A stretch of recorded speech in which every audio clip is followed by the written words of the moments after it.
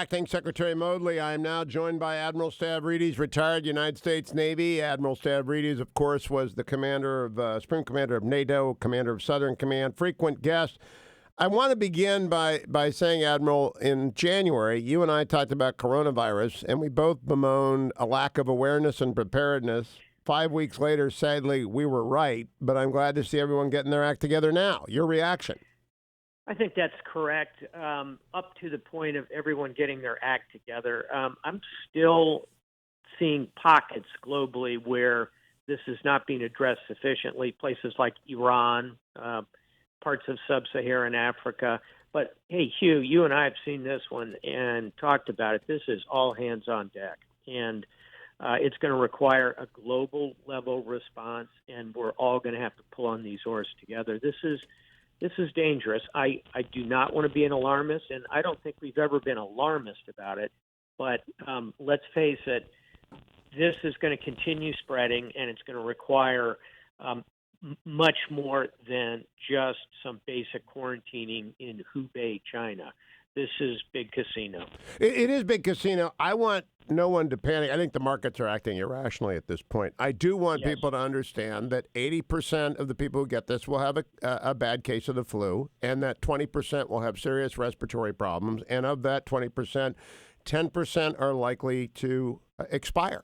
Most of those people will have immunity-compromised systems, and most of them will have previous respiratory diseases. But it's going to be a worldwide flu epidemic that people have to take serious and isolate, stay home from work and stuff like that. But mostly I'm happy that Vice President Pence, who always gets his phone calls returned, is leading this effort. That's what they need to do in every country.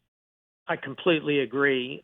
What should be happening is someone who has not only the ability to get phone calls returned, and I know you're saying that with your tongue in your cheek, but also has a deep knowledge of the mechanisms of government. That's what I like about the Pence appointment.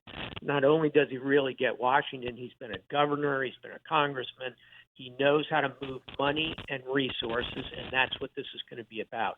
Now, should he have around him the very top medical talent of this nation? Absolutely, and it seems to me that he does. So I think that's the all-star team that's going to go at this, and it's going to require not only quarantining, as we talked about, but accelerating a vaccine. And let's also recognize coronavirus comes in various flavors.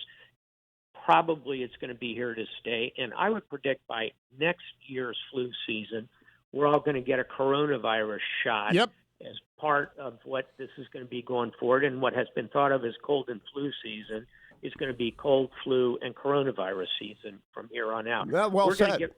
Yeah, we're going to get through this, but it's going to require top talent and a lot of energy, and it's got to be global. And transparency. I want to just stress this. The Chinese did us no favor. I just talked with Sonny Bunch. The reason some companies are getting hit, like Apple, is supply line. Others, like movie theaters, they're just shut in China, and that's a lot of the international box office.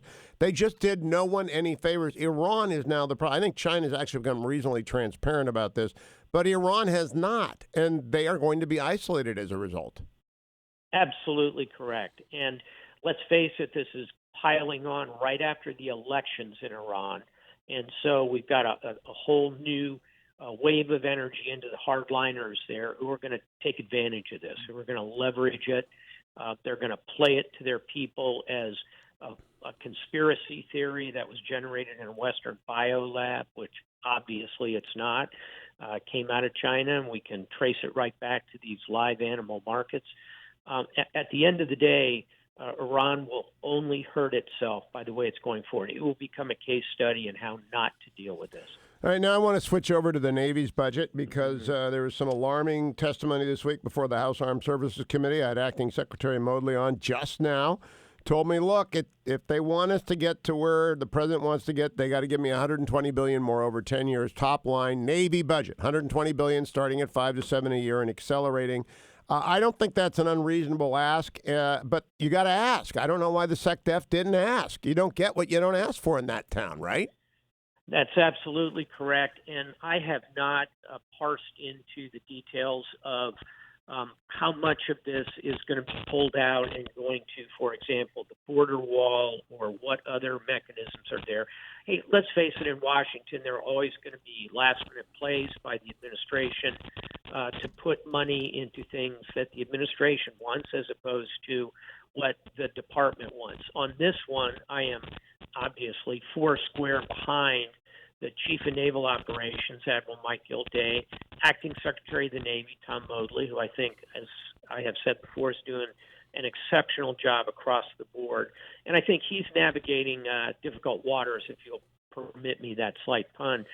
He's got to be responsive to the White House, to the OMB, to the top level in the executive branch. But he knows what's right for the Navy, and he'll continue to advocate for it. What I found very interesting, we talked about the DDG-3 and the new frigate. He seemed to say they were advancing the decision on the frigate, and that would be good news in my view, because I think those are the two workhorses of fleet expansion. I know we need the Columbia class. We talked about that, but those two ships are where it happens. The administration wants a bigger Navy. If they want a bigger Navy, they should just move forward and make the decision. Do you think that the sea services have within the building now the information they need to make the selection? I think they do. And it's pretty clear what we need. We need frigates because they're low cost, they're workhorses. You can put aviation assets on them. You could put manned helicopters, but you could also load them with unmanned. They have got reasonable capability for self-defense.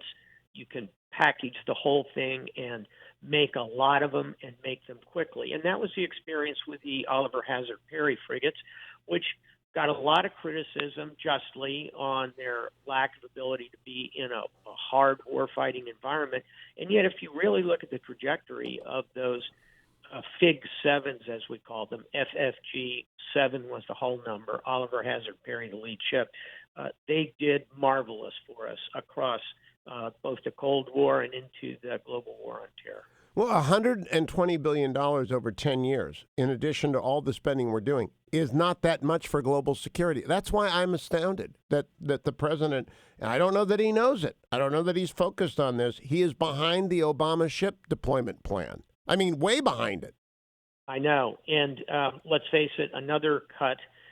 And by the way, Congress will have a role to play here, and I think Congress is going to add ships. But another one that astounds me is cutting one of the Virginia-class submarines.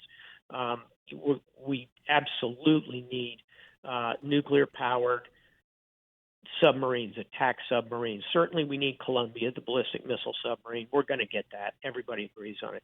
But in the future, and it makes me kind of sad to say this as a surface warfare officer and a destroyer commander throughout my career, but boy, those nuclear-powered, silent Virginia-class submarines are the coin of the realm. And we need 60-plus of those, and cutting one out of this budget is a significant mistake. Sounds small, but it's a mistake both operationally and also in how it's going to be perceived. Watch for the Congress to restore. You know, I know you avoid politics, Admiral, but I don't. And it seems to me just absurd that the Republican administration does not put the onus on the House Armed Services Committee, where the budget begins, to cut back a demand for more ships. Instead, they put the onus on themselves. I just will never get it. Let me close by asking you a very esoteric question. I asked it of Acting Secretary Modly as well. Would the Navy welcome immunity from contract award decisions? Because those do slow down. They're slowing down the cloud choice. I understand that. People are going to fight over that contract forever because it's billions and billions and billions and billions.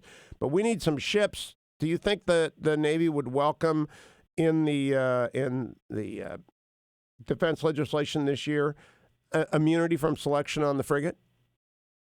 I think that the Navy would welcome it tactically, strategically over time as taxpayers. You know, there's a balance that has to occur there. But we started this conversation talking about coronavirus and all hands on deck.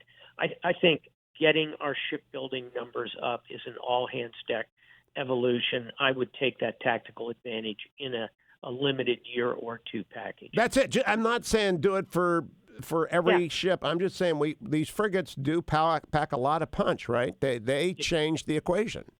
Indeed, they do. And again, look back on those Fig 7s and also think about how important it is to drive those numbers forward.